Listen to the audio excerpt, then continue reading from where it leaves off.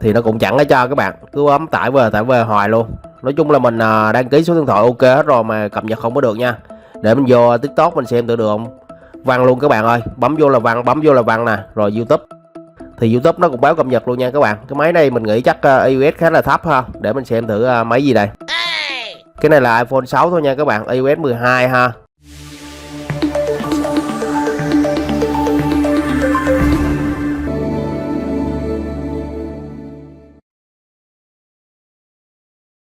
Alo, xin chào các bạn. Hôm nay có chú bảo vệ nhờ mình xem dùng cái máy này các bạn. Nói chung mà mua rẻ ở đâu về nhờ mấy đứa cháu nó cài Zalo này kia mà sao nó cài nó không có được ha. Nó báo cập nhật nè. Mà khi mình bấm vô Apple Store mình cập nhật á thì nó cũng chẳng có cho các bạn, cứ bấm tải về hoài luôn. Nói chung là mình đăng ký số điện thoại ok hết rồi mà cập nhật không có được nha. Để mình vô TikTok mình xem được không? Văn luôn các bạn ơi, bấm vô là văn, bấm vô là văn nè. Rồi YouTube thì YouTube nó cũng báo cập nhật luôn nha các bạn. Cái máy này mình nghĩ chắc iOS khá là thấp ha. Để mình xem thử máy gì đây. Cái này là iPhone 6 thôi nha các bạn, iOS 12 ha. Thì hầu như iOS 12 thì những ứng dụng người ta đã giống như loại bỏ dần dần ạ. Giờ mình chia sẻ với các bạn cái cách mà mình fix nó nha. Đầu tiên thì các bạn giao red cho mình nè. Trên cái bao tool nó có sẵn cái tab giao red, các bạn cứ bấm vô. Rồi nó hiện ra những cái giống như hỗ trợ giao red á. Thì các bạn chọn cho mình cái Chimera nè. Các bạn thấy không? Rồi bấm chữ Start, tự động cái tool nó chạy. Lúc này nó kêu các bạn nhập một tài khoản ID Apple thì mình nhập vô thôi. Tài khoản bất kỳ nha các bạn, không có nhất thiết phải này kia ha. Có là được rồi, các bạn cứ nhập vô. Nhập mật khẩu của tài khoản rồi bấm tiếp theo. Chờ một lát thì cái tool nó sẽ chạy ha, nó sẽ giao red cho mình. Lúc đó trên cái điện thoại của mình đã xuất hiện cái biểu tượng Chimera. Rồi chia sẻ thêm với các bạn tiếp nha. Các bạn cứ đợi cho nó chạy đi. Này nói chung là hiện tại thì giao red cũng khá là đơn giản. Khi giao red xong á, các bạn thấy không, có Chimera nè. Ok, lúc này thì mình không có cần máy tính nữa ha, chia tay máy tính là được các bạn. Rồi mình rút cái điện thoại ra. Khi các bạn giao red bằng Chimera thì nó sẽ có một cái số cái phần mà mình chia sẻ cái mẹo cho các bạn bấm cho nó nhanh nha. Đầu tiên thì tất nhiên mình phải tin cậy cái ứng dụng trước. Sau khi mà tin cậy xong á, các bạn trở ra mở cái Chimera. Khi các bạn mở lên á, từ từ mình bấm giao red nha. Nói chung là các bạn mở lên á thì mình đợi khoảng mười mấy 20 giây. Trong này nó có những cái giống như hướng dẫn hay gì á, các bạn thích thì đọc thêm. Wi-Fi kết nối đầy đủ. Rồi mình bấm giao red. Rồi từ từ coi thử nó báo lỗi hay là gì ha. Ở đây nó báo lỗi nè, các bạn thấy không? Nó báo lỗi gì kệ nó. Rồi các bạn bấm ok, tiếp tục thử lại. Mình thoát treo đi rồi mình vô lại nha. Đợi một lát, nói chung là các bạn bấm phải đợi một lát nha, đừng có bấm nhanh quá. Để coi nó có lỗi nữa không. Rồi lỗi tiếp nè các bạn. Nếu nó lỗi như vậy nhiều á, cách fix nhanh nhất á là các bạn tắt máy liền. Tắt luôn nha, chứ đừng có bấm ok. Rồi các bạn tắt máy, đợi một lát. Rồi mình mở lên. Mình kiểm tra lại cái wifi đồ đầy đủ chưa. Rồi mình bấm giao red lại thôi. Nói chung là các bạn bấm vài lần là được à.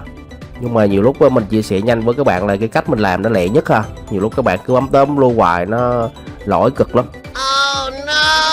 Rồi tiếp theo là các bạn cứ bấm này. Thì thường thường là nó sẽ reboot lại. Reboot lại là thấy ngon lành rồi các bạn. Các bạn đợi cho nó tự động nó khởi động lên nha. Oh my God. Nó phải boot 1-2 lần là mình giao red được thôi các bạn. Cái này nói chung những cái dòng thấp thì mình giao red nó khá là cực, thì các bạn phải chịu khó thôi. Chứ giờ máy tính thì các bạn giao red bằng cái Chimera là mình thấy những cái dòng này là ngon nhất nha. Mạng vô đầy đủ nè. Rồi giờ các bạn tích lại giao red. Khi mà nó hiện cái tab mà reboot á là hầu như là ngon lành nha các bạn. Đó các bạn thấy không, nó kêu yêu cầu khởi động lại máy nè. Thì các bạn đừng có bấm ok. Bấm ok nó khởi động lại, các bạn khởi động nóng cho mình luôn. Có nghĩa là các bạn đè giữ phím rồi kéo qua. Cái này là nó tự động nó khởi động lên luôn nha. Các bạn không cần mở đâu. Cái bước này nói chung là nó kêu các bạn bấm ok rồi khởi động lại á. Thì các bạn không bấm ok thì mình tắt nguồn nóng luôn á. Là tự động nó tắt rồi nó lên lại luôn. Các bạn đợi một lát ha. Cái này nó tắt hơi lâu các bạn nhìn thấy nè. Đó nó cứ xoay hoài luôn. Mình cứ đợi đi. Chừng 30-40 giây là nó lên lại thôi. Không có thành vấn đề ha. Khi này thì nó lên lại là hầu như là thành công nha các bạn. Rồi mình đợi một lát nó điện thoại kết nối lại wifi á. Thì mình tiếp tục. Mình vô lại cái Chimera nè. Các bạn phải nhớ nha. Nhiều lúc mấy cái máy này nó bắt wifi hơi chậm thì mình phải cho nó chạy Rodai wifi trước. rồi mình vô cái Chimera, rồi mình bấm lần này là ok nha các bạn. Các bạn bấm mà nó đếm từ 1 2 3 á, máy mình được khởi động lại một lần nữa là ngon lành nha. Đó các bạn thấy không? Rồi khi này á, thì nó sẽ hiện cái hình cánh chim ha, biểu tượng của Chimera là nó đã jailbreak thành công á. Rồi mình chia sẻ thêm với các bạn cái cách mình fix những ứng dụng cho iOS thấp nha. Đợi một lát nó sẽ khởi động lên, nó có hình cánh chim nè. Đó các bạn thấy không? Vậy là jailbreak thành công á. Lúc này thì ngon lành đó các bạn. Nói chung những cái dòng thấp này hầu như là giờ người ta mấy cái ứng dụng á, người ta loại bỏ dần dần ha. Mình có những cái dòng máy này thì mình xài tạm thôi các bạn. Nhưng mà nói chung cũng còn ngon nha, nghe gọi là ok lắm các bạn ơi, có 4G đầy đủ. Rồi sau khi jailbreak thành công á thì từ từ các bạn đợi một lát nó sẽ có cái xi leo cho các bạn nè. Đầu tiên á các bạn vô á thì các bạn đợi một lát nó sẽ tự động load những cái nguồn, những cái ứng dụng, những cái tweet trước, rồi mình cập nhật hết lên nha. Các bạn nhớ cho mình nha, cập nhật báo lỗi thì các bạn tìm từ khóa là libio gì giống mình nè là ok. Cái này nó hỗ trợ từ iPhone 5s đó các bạn, nói chung 5s cho đến những cái dòng iPad mà iOS 12 ha. Rồi các bạn cài cái tweet này, cài xong rồi trở ra mình update những cái tweet kia. Khi update xong á thì các bạn tải những cái nguồn, những cái tweet hay gì đó mình dùng ha. Chủ yếu video này mình chia sẻ với các bạn là cái cách mình fix những cái ứng dụng cho mấy người lớn tuổi dùng á. Nhiều lúc chưa có điều kiện đó các bạn, mua những cái máy này hoặc là ai cho cài YouTube, TikTok hoặc là Zalo cho con cháu ở quê người ta dùng ha. Mời đẹp. Rồi sau khi mà nó update thành công á, cập nhật hết, các bạn nhớ thoát ra hết cho mình nè. Mình vô lại cái xi leo, rồi các bạn thêm nguồn, mình fix những ứng dụng nha. Thêm cái nguồn này giúp mình nè các bạn. Cái nguồn này nói chung là nó có những cái tweet hay á, là để mình hạ cấp những cái ứng dụng nha. Nhiều lúc mấy ứng dụng nó bắt cập nhật á thì mình không có xài được, thì giờ mình hạ cấp nó xuống, giống như là mình hạ xuống trong cái phiên bản mức độ mà mình cần thôi. Khi các bạn cài xong cái tweet này á, cái nguồn này chứ, rồi các bạn cài cái tweet này nè, App Store công cộng nè, các bạn bấm vô, cứ tải bình thường như một cái game thôi. Sau khi mà tải xong á thì nó kêu reboot lại, refresh gì nè, rồi các bạn bấm ok. Rồi chia sẻ nhanh với các bạn là cái cách mình hạ cấp luôn nha. Wow. Để giờ mình kiểm tra lại lần nữa coi thử nó có cài được thành công chưa. Rồi các bạn vô Apple Store nè, ví dụ như nó lỗi cái phần TikTok gì đó đi, cái này là phải đồng ý cái điều khoản của nó nha. Giờ mình hạ cấp cái TikTok, các bạn bấm vô cái ứng dụng, đừng có bấm mở nha, bấm vô luôn. Ở đây các bạn thấy không, nó kêu là đè giữ để mình hạ cấp, thì các bạn đè giữ vô một xíu là nó báo là downgrade nè, các bạn bấm vô. Lúc này thì mình đợi nha, nó cũng hơi lâu á, nó cũng mấy chục giây nó mới hiện lên nha. Ở đây các bạn nhớ cho mình là mình downgrade cái phiên bản kế nó thôi nha các bạn. Ví dụ như cái phiên bản TikTok này là gì mình cũng không thấy rõ lắm nè, thì mình hạ cấp xuống, ví dụ nó đang là 10 thì mình kiếm cái phiên bản 9.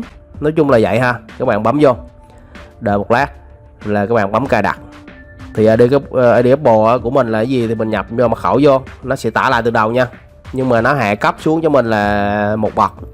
Nói chung các bạn hạ cấp thì hạ cấp trong mức độ thôi. Ví dụ cái phiên bản mà bị lỗi là 10 thì mình kiếm cái bản là giống như 9 thôi, đừng có hạ cấp thấp quá là không có dùng được nha. Rồi tiếp tục vô Zalo nè, đè giữ vô chữ cập nhật, bấm downgrade. Ví dụ Zalo ở đây là nó là phiên bản 25 đi, thì các bạn kiếm là dạng như là 24 thôi. Các bạn phải tìm nha, trên này nó có rất là nhiều nè. Các bạn đừng có hạ cấp thấp quá là thua luôn á, là không có được nha. Ví dụ 25 thì mình kiếm cái bản 24, nó kế na ná thôi các bạn. Rồi các bạn bấm vô. Nếu mà nó hỏi mật khẩu ID Apple hay gì đó thì các bạn nhập vô, nó không hỏi thì thôi. Cái này là giống như mình tải lại từ đầu á, thì mình phải đợi cho nó tải nha, chứ đừng truyền những cái dòng máy này nó không có nhanh lắm, mình phải đợi thôi. Rồi tiếp tục mình fix cái YouTube này các bạn. YouTube này là mình fix dùng YouTube gốc luôn nha.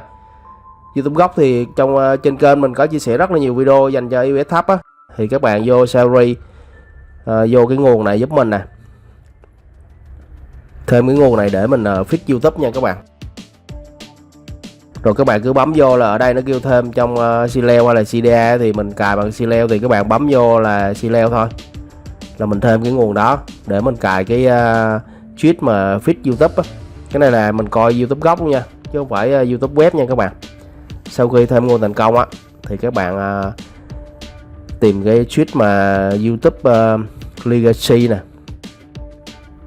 mình cài bình thường thôi. Cái này nói chung là những cái nguồn này những cái nhà phát triển á, người ta chỉnh sửa đầy đủ rồi các bạn cứ bấm vô cài thôi.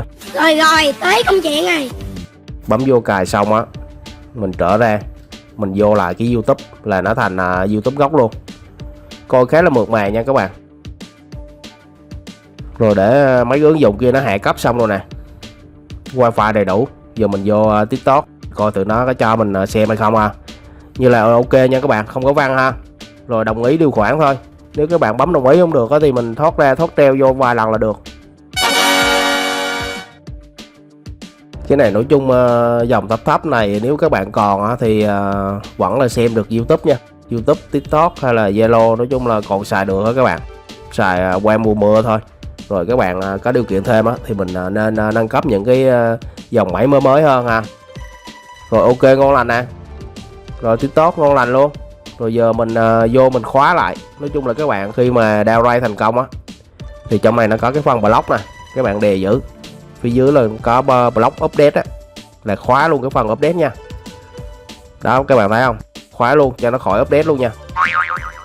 Là các bạn xài phà thôi, các bạn nhớ cho mình nha. Mình nên hạ cấp rồi thì mình khóa lại, rồi vô YouTube thì nó báo những cái quyền gì đó, các bạn cứ ok là xem được thôi. Cái này là mình xem giống như là nó thực là YouTube gốc luôn nha các bạn. Bolero hay nhất. Nói chung mình coi bằng YouTube gốc thì nó ngon hơn, nó nhanh hơn, mượt hơn, với lại nó quan trọng là tìm kiếm bằng giọng nói được ha. Nhiều lúc mấy người lớn tuổi người ta không có gõ chữ gì đó nhanh nhẹn thì người ta tìm kiếm bằng giọng nói. Giờ mình vô Zalo mình đăng nhập lại thử được nha các bạn. Nói chung là các bạn tạo mới không có được rồi, tạo mới những cái dòng này thì Zalo nó không có cho đâu, iOS thấp quá. Bây giờ mình đăng nhập rồi nhập cái mã code của Zalo nó gửi là mình đăng nhập bình thường nha các bạn. Nói chung là gọi ngon lành Mình test hết rồi mình mới lên video ha. Rồi anh em hay là các bạn có những cái máy thấp như vậy thì mình nên xài cái cách này nè để mình nghe gọi được bằng Zalo ha. Chứ giờ hầu như Zalo là nó quan trọng các bạn, hầu như ai cũng dùng nhiều lúc không có Zalo thì mình xài mấy ứng dụng khác thì nó cũng hơi lấn cấn.